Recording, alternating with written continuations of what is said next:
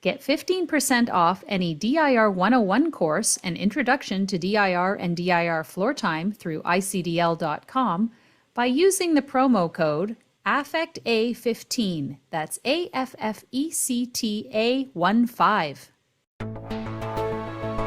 You're listening to Affect Autism, where affect is the #1 tool we use in supporting child development through playful interactions.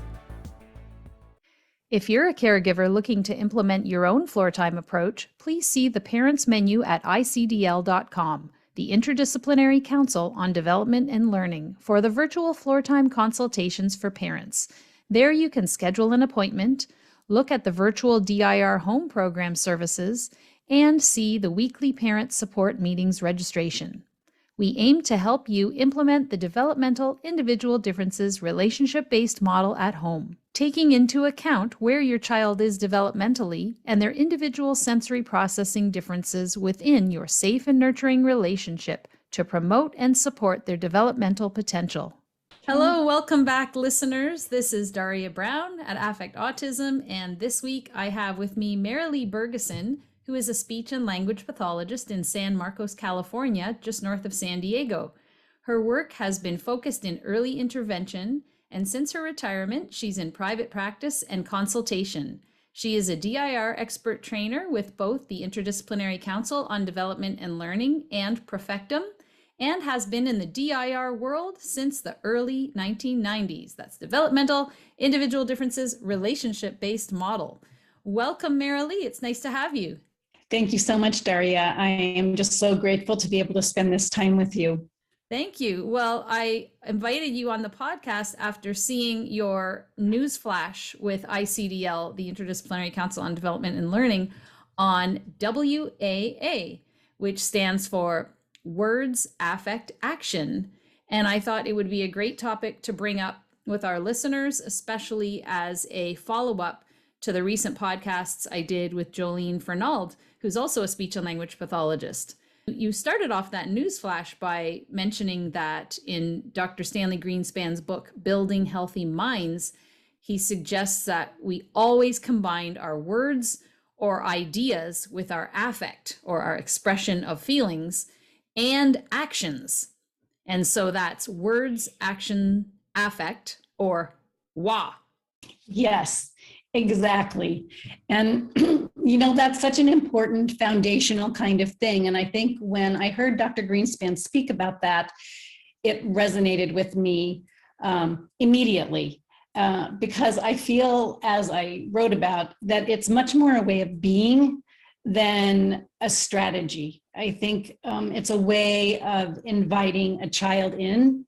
And it's a way of highlighting yourself, your nonverbal affect cues, so that they can take them in and understand at a nonverbal level, which is so important. And I think as a speech therapist, I really learned over time how important it is for me to get into that WA state, that I really value creating a space for the child where they feel safe and that they don't feel that I'm a threat. So if we just go back to our interpersonal neurobiology, I don't want to create a fight or flight kind of response. And I was at a Greenspan conference when I heard Stephen Porges first talk about that, vagal nerve activation. And I think that really also colored how I am with children, because I just did not want to be that to them. I did not want to have them be afraid of me or feel like because I was moving too fast or using too much affect or language that it was scaring them and that they weren't sure what to do.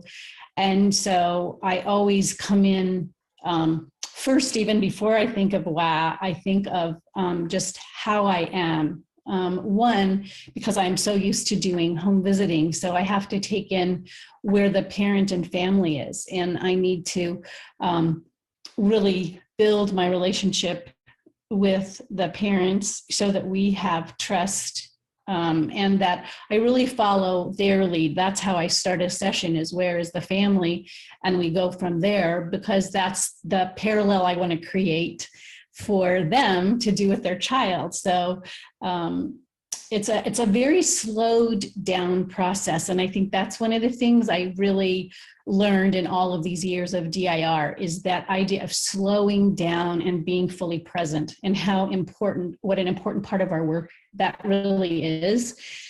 Because I'm not only wanting the child to take me in, I'm needing to take in the family as well as the child and the context of their relationship. So slowing down helps me to do that, and enables me to read the really, really subtle cues that a child may be giving that we could miss if we were either having our own agenda, or moving too quickly, or using too much language, or questioning.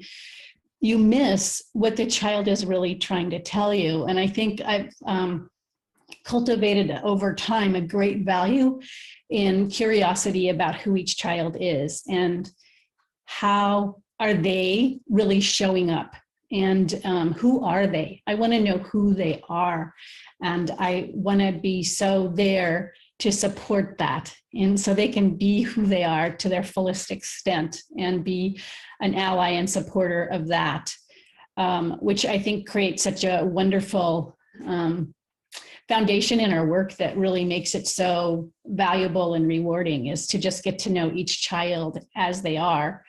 And I just feel like creating this space is so important, and it's really a nonverbal space, because I really am I want the child to come to me, and I want them to know that I am there appreciating them and appreciating their ideas, and telling them that if I'm telling them things, it is really, oh, you really love sharks. Oh, you are, what's your idea? That's a great idea. I love that, and just trying to let them know I'm right there with them. And I think that in the end, it just pays off to have a child come to you and initiate and want to play, but this can take a long time. It's a lot longer path to that kind of relating than, say, ABA, stimulus response kind of teaching. In contrast, this is building a relationship that's based on creating safety, which is also being attuned and aware of regulation, both mine, the families, and the child. So we're in a calmer state so we can take each other in.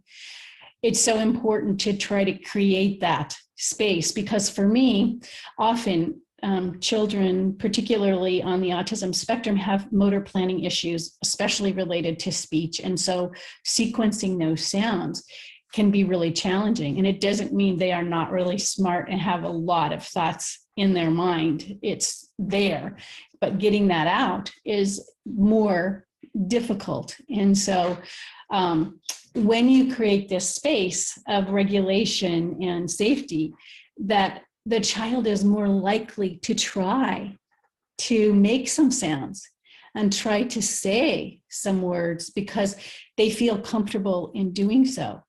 And that there's not a lot of pressure for them to say a word or make a sound, but sometimes at the same time in that space, you can help support them through that. So it's this very nuanced dance that you develop to try to find the balance between honoring the child and where they are, and also encouraging them to make a sound and trying it, because it's safe and they don't feel stressed out. And so they might try it. It doesn't mean we're going to do it 10 times. We might do it once and just say, yes, open, and then open whatever it is that they requested. And that sort of comes into this space once you've created that, where the words, actions, and affect come, is that, they're very curated to the child. So curated specifically to that child, and also to the situation that you're in, because that's where the meaning comes in. That's how we bring language to life. It's not about labeling, it's about meaning and in a shared experience. So it's not just the child experience, that we're experiencing this together. And that's where the joy and the affect comes. It's because we're both feeling it. And that's where the affect is. So if a child is saying open for the Play-Doh or something, and they say it and I do it, then we're like, wow, we're both so happy. that we got to open the Play-Doh and now we get to play with it.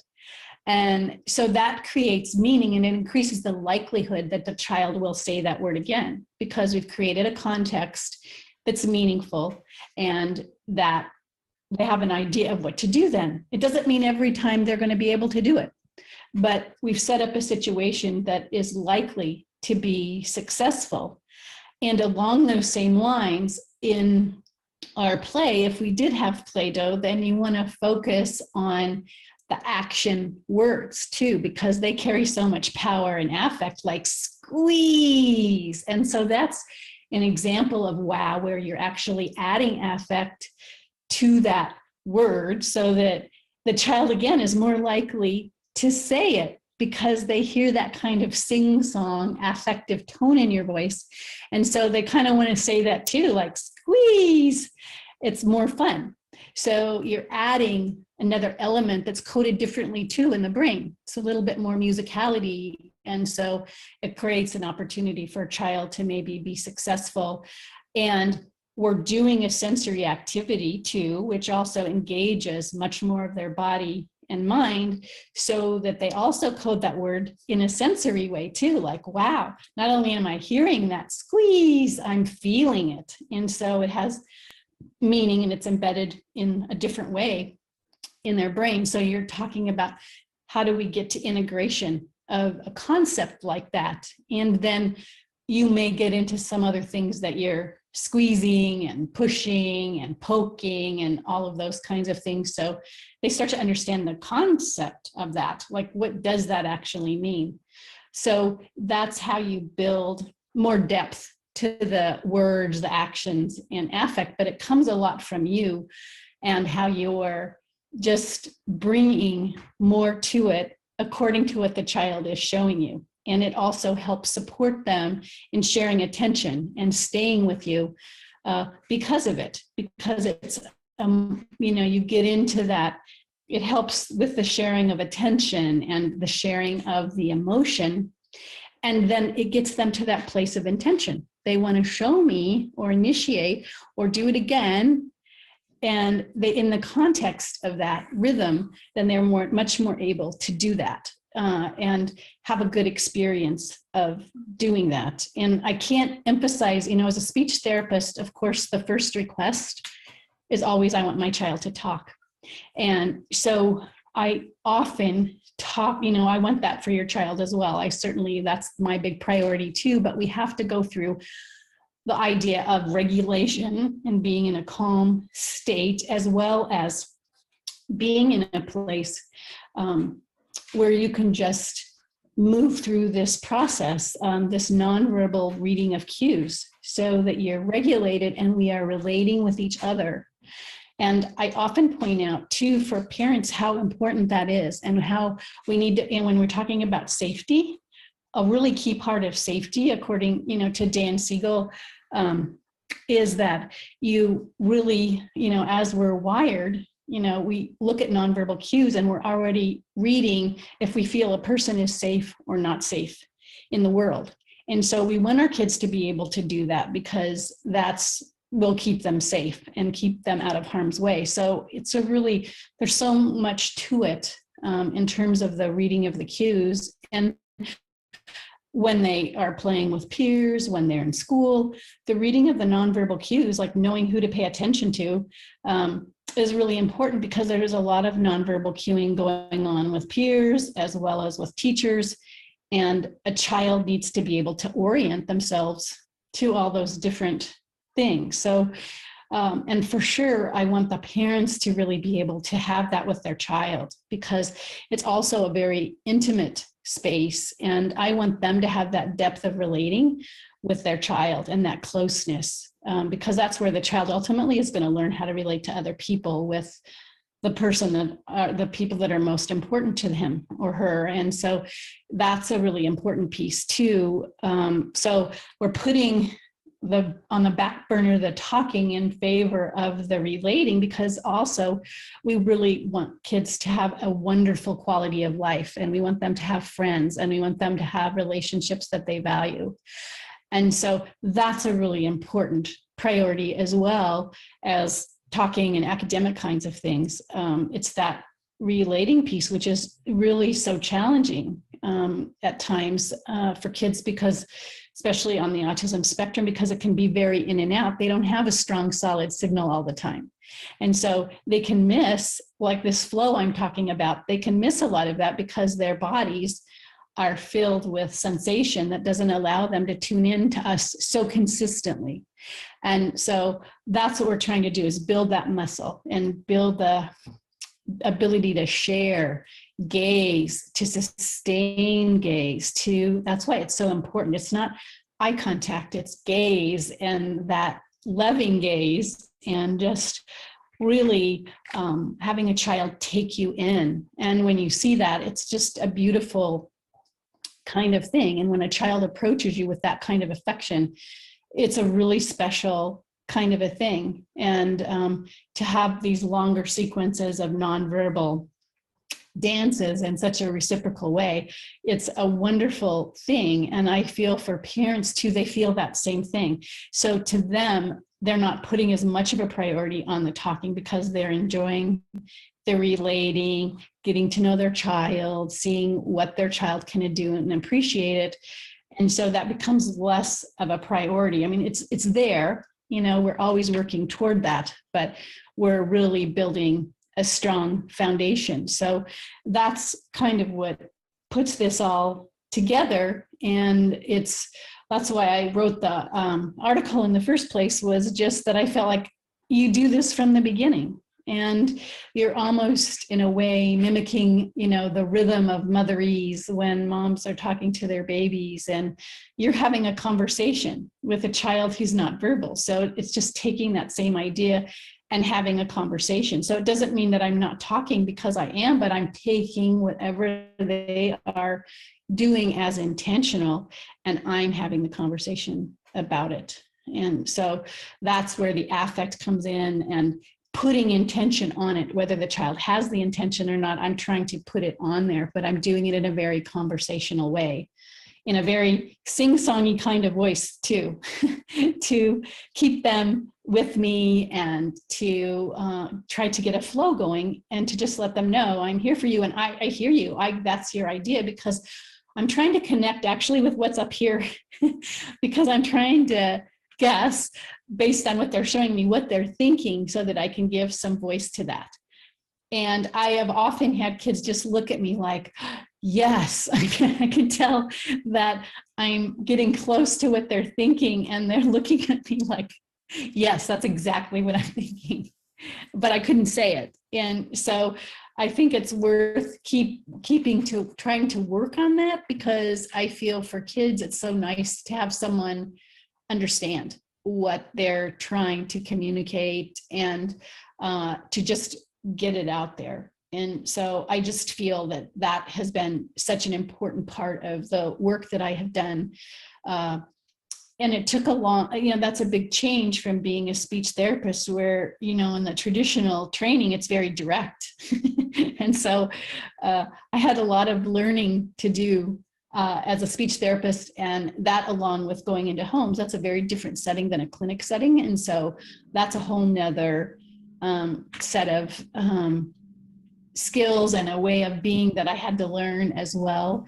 So I didn't overwhelm everybody with too much information, or I don't take toys in or anything like that. I just go with what we have at home, and I just follow the child and the parent, and we just see where we end up. And it's really wonderful, because I feel the parents take the ownership often of what they're going to do, or where we're going to play, or, and that's just nice to see. I feel like I'm a guest in there, and we just see where this takes us. So that's kind of the history of WA in my own practice. And also one of the things I've learned in terms of working with families is the importance of checking in and talking about celebrations as well as challenges. So every time in our session notes, when we kind of review the session, I ask the parent what was their favorite part, what was the hardest part, and then what do they want to think about for next time. And so that is wonderful, because often what I might think is the best part and the parent thinks might be two completely different things. And I like the question as a routine question, what was hardest? Because it just gets that out in the open, like when things didn't work as well, or when a child is breaking down, melting down, or they aren't doing the same thing they did last week, or whatever it might be. But it gives the parent gives us a chance to talk about that. And then knowing that what we really liked and what was hard, then what do we want to think about for the next time? So it gives us a little bit of an idea of where we want to go. And I think that's important too, is so that I have an idea of where the family is. And so that I just want to always keep very close to where they are in order to be successful. So those are sort of my big takeaways over the years, and why I think that's so important to work on that nonverbal level, even with kids that are talkers. It's really important to build that in, because often they aren't really attuned in the same way. And so talking less really is what gets you more in a DIR floor time session, is the waiting, the slowing things down, and not talking as much, because then the kids, even if they're talking, will start to listen and look, because they've just gotten so used to the auditory channel, they haven't really tuned into this whole visual, affective kind of channel that's going on as well. So wherever a child or young adult also, with older individuals that I've worked with too, it's just a really important kind of thing, because it helps everyone to regulate and be present and then be more effective. Yeah, you brought up so many good points. I think I could put links back to dozens of podcasts I've done where other DIR experts echoed all of the same things that you said in different ways. And that's why I love interviewing different people all the time, because you get a different perspective on all these aspects of DIR coming in. And the more people listen to different people speak about it, something resonates with them that didn't resonate before. And they say, oh, now I get it. And I know I've had those light bulbs come off over the years as I've learned more and more about the bottle. You really echoed what Millie Cordero and her daughter Joanne said in a podcast a couple of weeks ago about really going from this idea of, Millie talked about one of her very first clients years and years ago, where she had this whole program planned and she brought it in, and the mother patiently listened and looked and then said, I'm sorry, I can't do this. And Millie was just like, after she had done all of that work, the mother said, no way I can do this. I have other kids. It sounds great, but no parent, when you have kids of your own, you'll understand. And she said that really helped shape her career, about meeting the family where they're at. And that's one of the first points you brought. Her daughter mentioned working with an autistic child when she took a year off school, and how it was all about making it about her. And until she was able to connect with the child and really make it about the child and meeting the child where they're at, then all of a sudden the light bulbs went off and she had that connection. And that's another point you brought up. In my ICDL presentation that I did in November, and I think I saw you there in the audience. I showed a video of my son and I in the car waiting for Dada one day, and we were playing with the Kleenex box. So I had, the little compartment area or whatever with a Kleenex box on it beside me, in between the driver and passenger seat, and he's in the back in his car seat. And he loved kicking the Kleenex box, and we were doing a little Floortime game, and the Kleenex box fell, and I was like, whoa. And, I was saying, you flipped it over. And he's like, ha, ha, ha, ha, ha. And I made the point that if I had just sat there and taught him what is flip over, I mean, that's one of those action words that you mentioned. It might not be one of the most common ones that people would teach, but he had so much fun, and there was so much affect and that shared joy that you mentioned, kicking it and watching it flip, that in a later video where we did the same game, he's the one who initiated, I want to flip it over. And he remembered that because it was that words with affect and action. And I know that my son, who now just turned 12, he always remembers the words that have affect associated, with it. And I think I brought up before that, you know, we went to model train shows, model train houses, model train layouts, you know, for years and years and years until COVID. And he's excited to get back on the circuit again when we open up here in Ontario. But he remembered, you know, when the model train guys who are, you know, not necessarily super excitable, using a lot of affect unless something happens. So the trains would inevitably derail when they have, you know, they're on display, we're on a layout tour, they're on display, proud to show everybody their layouts, and the trains don't work and they get frustrated. And the guy says, "Oh, come on." And my son repeated that for like a year or more. And he still to this day, every now and then, when something doesn't work out, he'll say, "Oh, come on." And he'll look at me and like start laughing. So he knows what context it goes in. And it was so funny to him. So on the whole ride home, I think that was in Ottawa. So that's a 4 or 5 hour drive from here. On the whole ride home, he was laughing and saying, "Oh, come on," and laughing his head off. He just thought that was great. So it's really what helps teach our children language, is that affect. And like you said, connecting the word with the action, with the affect. And so so many good points you brought up there. And the other big one you brought up was more along the lines of what we talked about, Millie and Joanne mentioning about meeting the child where they're at. And of course, now neurodiversity is up in front in our approach, and what we're trying to understand about from self-advocates who are starting to have a lot of voice ever since Steven Silberman's book, Neurotribes. And we're hearing from so many self-advocates about experiences. And then we had Damian Milton come out with the double empathy study, where he showed that neurotypicals and neurotypicals communicate and understand each other, and autistics have communication styles that they understand each other.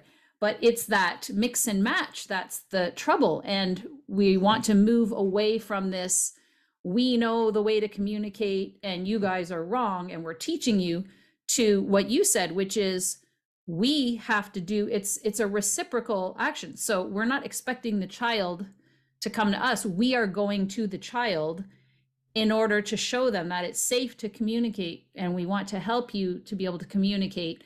And this is a safe way to do it. And then they'll meet us there as well. And then because they're the child and we're the, or not me, but you guys who are the clinicians, are the ones that are, you know, older, you're professionals, your experience, it's your responsibility to meet the child where they're at, not the way some other approaches have traditionally in the past looked at it, whereas I need to teach you what to do and you need to do it my way. So I think all of those points were loud and clear in what you said, and just that this whole topic that Jolene emphasized, that relating is this pivotal foundation for communication, as you put it in your news flash. It's really about being able to relate, and you gave all the reasons of how you make that possible, to relate to someone, and that whole piece of shared meaning. And yeah it's a very rich experience, and it's also a very human experience. And so I think that's also important to keep in mind, and just also how much fun you have by following a child's interest. And just with a Kleenex box, you created a whole different situation and game you never would have known existed. And so I think there's also a whole shared world of fun based on that. Just different experiences, or what a child might be interested in, and that takes you down another path and makes us really more childlike ourselves. I think when we don't have an agenda and you just kind of go with it, then you're right there with them, and I know they can feel that. Yeah, and it makes me think of another thing you wrote about in your news flash that maybe you can describe for us, which is, you called it dual coding. So you said, in other words, I'm going to quote you from the news flash, and I'll put a link to the news flash in the blog post at affectautism.com for today's podcast. Our desires activate our sensory system, emotional system, motor system, and communication system. and move us through development to achieve our goals. These signals connect comprehension to affect and create meaning within the context of shared experiences. So how following a child's desire draws them in and anchoring our attention together in a shared experience. Did you want to say anything more about that? I had never, I might have heard it before, but I didn't remember off the top of my head that term dual coding. Well, it's a really pivotal part of the DIR model. And I think that the whole premise of that is that we learn what we care about. And so, just an example of that would be, Simone Biles, or, she learned a lot about gymnastics. She cares a lot about that. And she's very successful in that. But that's true for all of us, that if we're interested in something, then we are going to learn and we're going to be affectively invested in it. And not only that, you engage your whole system much more so if you are just learning something. And I think the dual coding also comes in terms of relationships too, because of course we care about those we love, and that really creates a whole nother set of expectations and how we relate and show our love to one another. And so that's also a part of it. But the dual coding is that's why the following the child's lead and their intent is so important, because we want them to be more activated in their bodies and minds to do what they want to do, because they're going to get a much better experience. They're going to get a much better neurological experience and affect experience and relational experience, and have more success. But it's really pivotal because it's also very human, that whole idea of dual coding. And that's really such an important foundation, and one of the reasons why we follow a child's interests and see where that takes us, and they may hold it, like your son may love trains. He may hold that interest his whole life. He may just be that may be his thing. So awesome.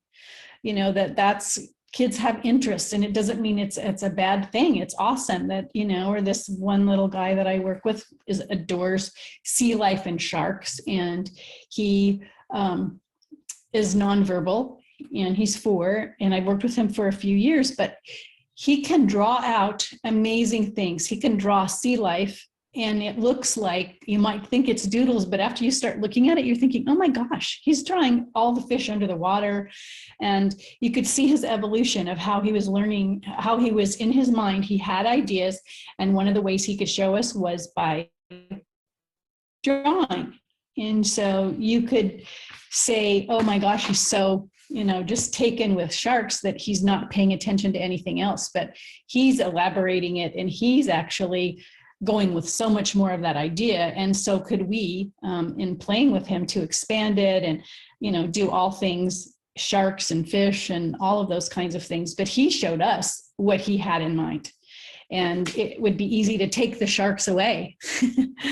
But but what it is an indicator of too, and how that changed. It went from a sensory kind of play and a calming and organizing kind of play for him into ideas and into his mind.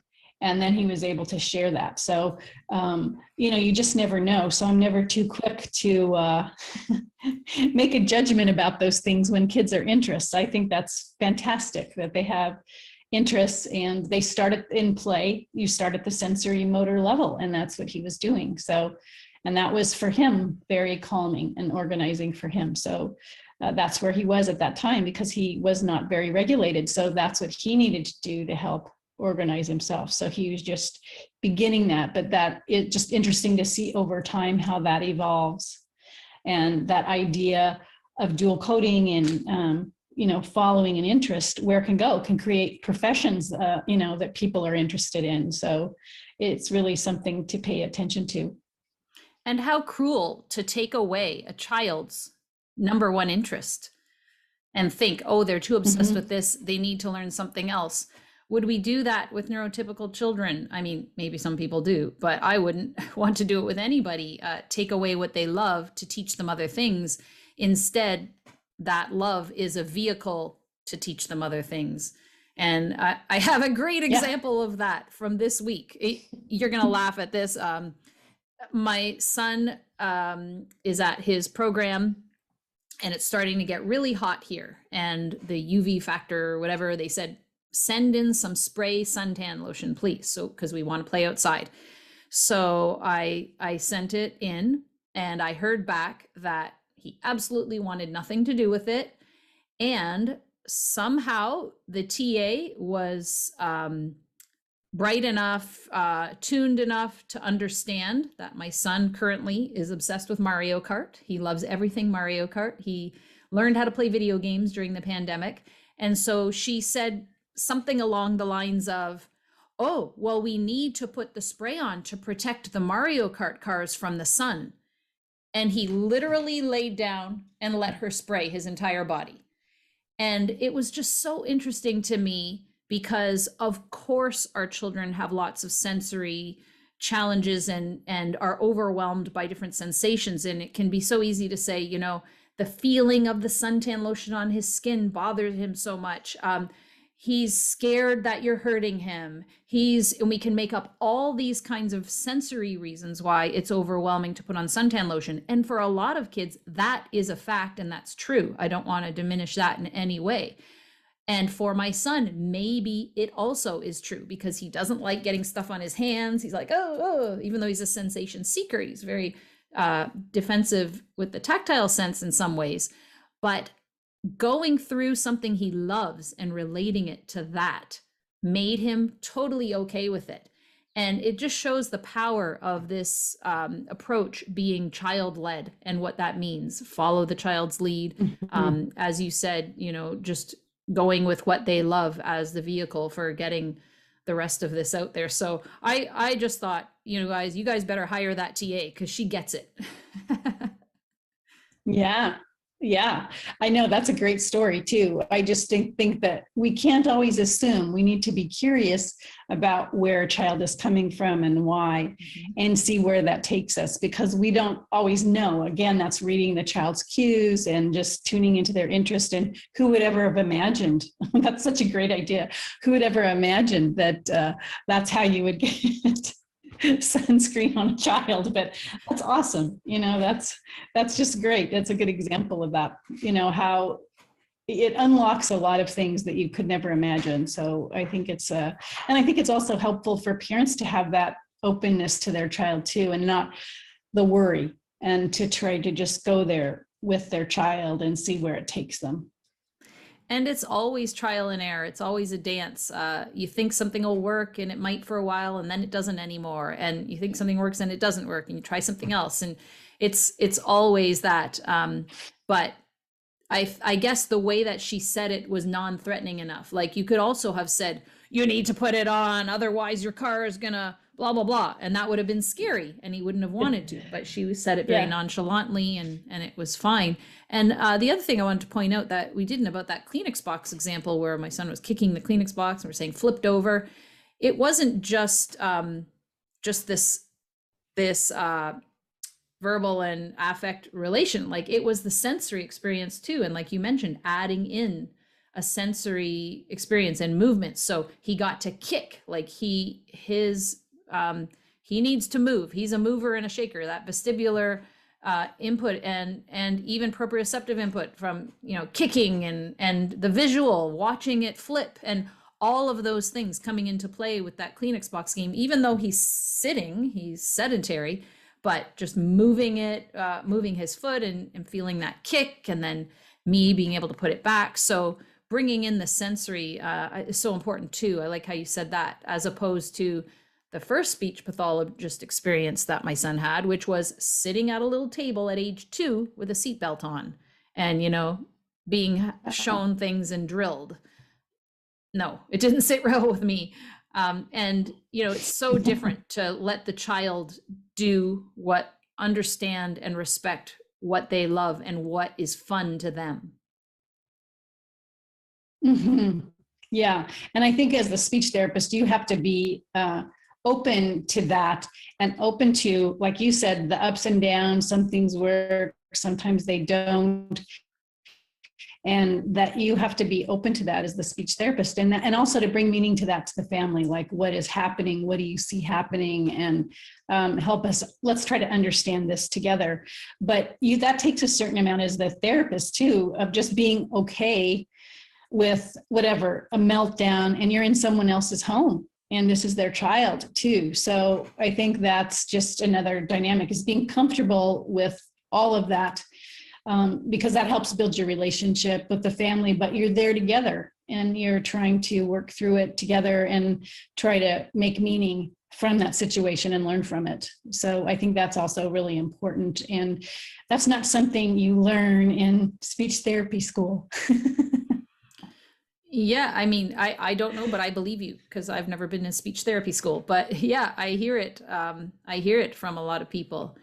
One last point I wanted to cover before we sign off. You mentioned in the news flash, babies feel before they think. And we're kind of wrapping it right back around to the beginning about why this is all so important, and just tying in this observation that everybody knows intuitively. Babies feel before they're starting to think about things. Did you want to elaborate a little bit on that? Yeah, absolutely. And I think it's a great example to think about, because that's how we tune into babies. That's how we know if something we did worked or if it didn't work, or if they're uncomfortable, or that's their communication. But they're getting it purely from the sensation in the body. And you see that connection between the emotion and sensation just right there. And then it connects to you as the parent trying to figure out, okay, what does that mean? So I think it's not that different from kids we work with too. It's very similar kind of situation. I think with the babies, we know they can't talk. And so that we're tuning into the nonverbal cues, I think, more intently and desperately, trying to figure out, what's going on with a baby. But it's similar, in trying to figure out with a child and getting to know them, what do those things mean, especially when they're distressed, and what are they experiencing? They're not feeling safe. They're in a state of distress. So how do we help support them in that? But yeah, that's just getting right down to the basics when you're talking about babies, but then you're talking about how we're wired from the beginning, and how we're wired to be in relationship, because a baby needs their parents to survive. So we are wired for relating from day one. And I will put a link in the podcast to the podcast I did with Colette Ryan about cue reading, because we go into that in more depth. Yes. Well, thank you so much, Marilee. It's so great to go over this concept of WAA. It's words, affect, action, and how powerful it is, and how it really brings out some of the more important aspects of this approach, developmental individual differences, relationship-based model. So I appreciate it. Listeners, go to affectautism.com and you'll find the blog/podcast link that'll bring you to words, affect, action. And I will put links to some of the past podcasts we mentioned. And thanks again, Marilee. And hopefully we'll speak again in the future about topics like this. I certainly hope so. It was a pleasure, Daria. Thank you so much for asking me. This episode of Affect Autism was brought to you by affectautism.com. This is an independent endeavor on my part, without any sponsorship.